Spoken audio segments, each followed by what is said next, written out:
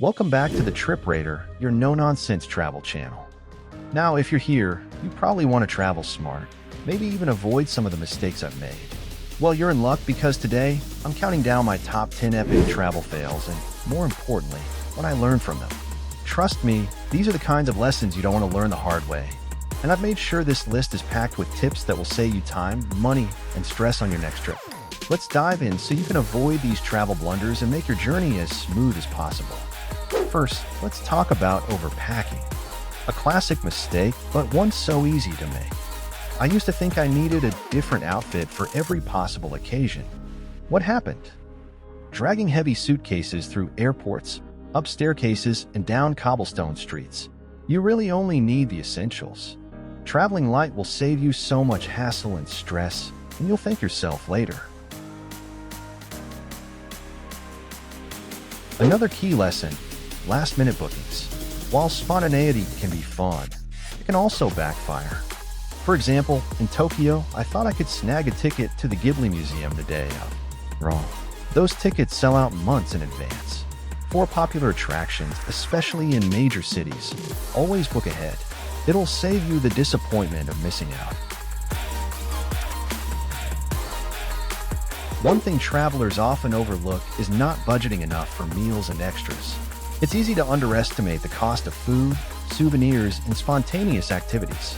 I've been caught off guard more than once, especially in places where dining out can get pricey fast. Always budget more than you think you'll need for these extras. It's better to have some cushion rather than cut your trip short because you're out of cash. Then there's the time I learned the importance of travel insurance the hard way. On a trip through Southeast Asia, I figured I could skip the insurance and save some money. Big mistake. When I ended up sick in Thailand, the medical costs piled up. Travel insurance is something you hope you'll never need, but when you do, it's a lifesaver. It's a small cost that can save you thousands. One you might not think about: underestimating local weather conditions. I once visited Barcelona in early spring, expecting it to be sunny and warm. Instead, I got chilly rain for days and didn't pack the right clothes. Checking the forecast is important, but so is understanding the general climate of the place you're going. Prepare for all kinds of weather, especially if you're traveling during shoulder seasons. Here's a less talked about mistake: overscheduling your trip. When you try to cram in too much, you end up stressed and exhausted. This happened to me when I first visited Italy. I wanted to see everything in Rome, Florence, and Venice in just 5 days. The result? I barely remember any of it because I was rushing from one place to the next. Give yourself time to actually enjoy where you are, rather than constantly thinking about the next stop. Another critical tip: not checking visa requirements. It's an easy thing to overlook, but it can ruin your trip. I've seen travelers get denied at the airport because they didn't know they needed a visa. Always double-check entry requirements well in advance. You don't want to be scrambling at the last minute to get your paperwork in order. A mistake I made early on in my travels: not learning a few basic local phrases. While English is widely spoken in many places, a little effort goes a long way. On one trip to France, I didn't bother to learn even simple phrases like hello or thank you, and it made interactions much harder than they needed to be. Just learning a few key phrases shows respect and can make your travels a lot smoother.